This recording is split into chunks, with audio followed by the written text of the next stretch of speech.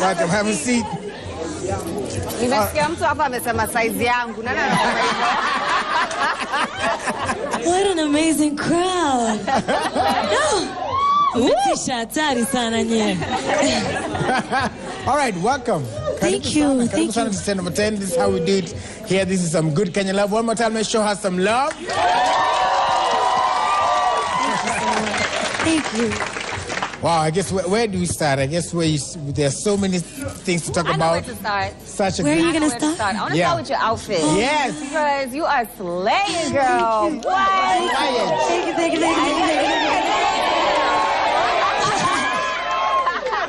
thank you. Love it. Thank you. I mean,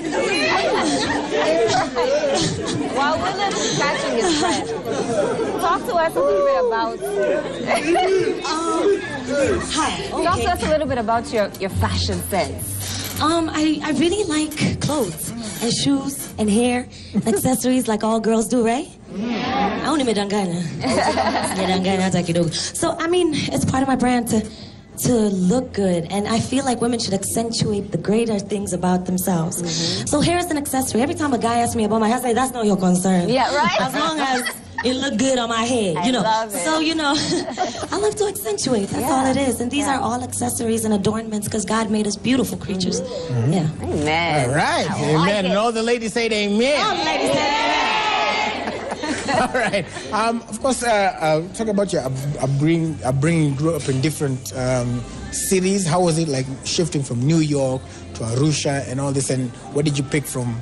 Oh, wow. I think the biggest thing that I picked from just living across the world was to live with different people. You know, cultures vary all the time, and you meet different people, and sometimes they get it or they don't get it. But you have to learn how to acclimatize, and that's something that we had to learn how to do, my siblings and I, a lot. So, you know, I mean, I'm so grateful for Kenya because I grew up here as well, you know, and, you know, this is my second home for sure. All right. So, you know, I'm happy that I got to be brought up by my Kenyan family, which is in all of you.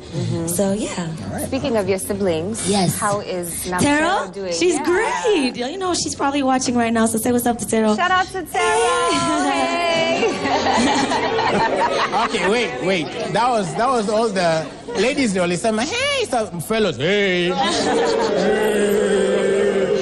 my God. I love it. All right, so like talk about your success, like Closer. I immediately the first week it was downloaded so much, and all the songs like hii wenye unataka kurogwa, sijui unataka kurogwa na nani. Let's talk about your musical success and all that you've. You know, when I first started, I didn't have an idea of how we would, or how it would blow up, or how quickly it would blow up. I just knew that I didn't want to die wondering. And that's what I tell young people all the time. If you have a dream, just chase it. Don't worry about the results. Those will worry about themselves. But just try and do stuff for yourself. Like, just be true to your inner being. And that's what I was doing. You know, I said, let me just pursue. So that when I'm 45 and it didn't work, at least I tried. You know what I mean? Yeah, no regrets at all. So it's been great. You were the first Tanzanian VJ for MTV, which I'm sure was a very highly coveted job. It was. What was that lots of experience fun. like? You know a little bit about that. Well, yeah, I was kind of You know, MTV taught me a lot. It was a great learning experience. The platform is insane. You know, I got to interview Trey Songz for the first time with MTV. So, you know, it's all these things that are just... Sorry. Girl, okay, hold on. We might need to give Joey a moment. Okay. Listen, I just met him yesterday, and I'm still... So, you know, all these opportunities presented themselves because I was in that unique position. But over the years, you know, all these relationships and networks have become so valuable now.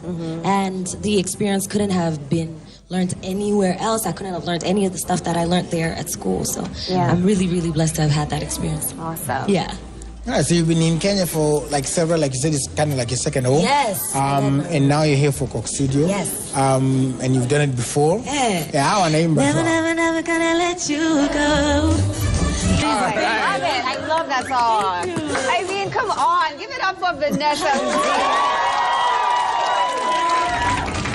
woman is amazing. Yeah. Yes, I got my own little treat. You got your own little... So I'm all good. So you guys are. Yeah, we are good. Yeah. Nah. We not Trey together Vanessa like is that. good. So you were telling us about your experience in Coke Studio? Yes. Wow. This is my 3rd time on Coke Studio. I keep saying, y'all need to stop calling me.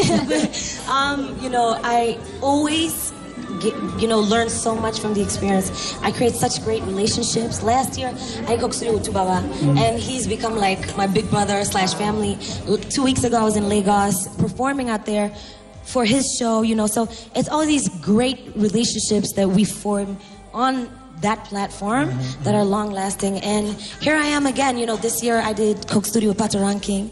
I can't wait for you guys to watch the collaborations because they're amazing. Here on Citizen TV. Yes. Right here. Right here. And so, it's Coke Studio as the platform, musical platform for African artists is just like incomparable. It's amazing. Yeah.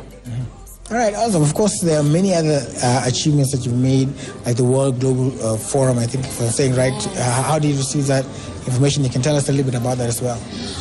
So I'm very passionate about young women and girls. Hey.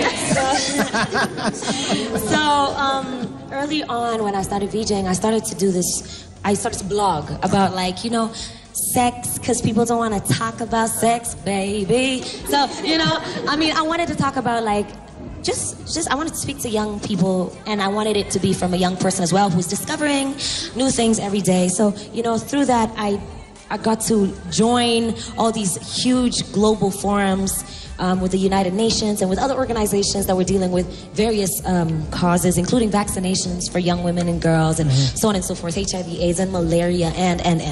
So I then got invited to become a leader for WEF, which has been a great experience. It took us all the way to the New York Stock Exchange where we closed the stock one day, and then Barack Obama followed me after that. I was like, he followed me on Twitter. He followed me on Twitter. I was like, People want to follow Vanessa from Tanzania. Yes, we can.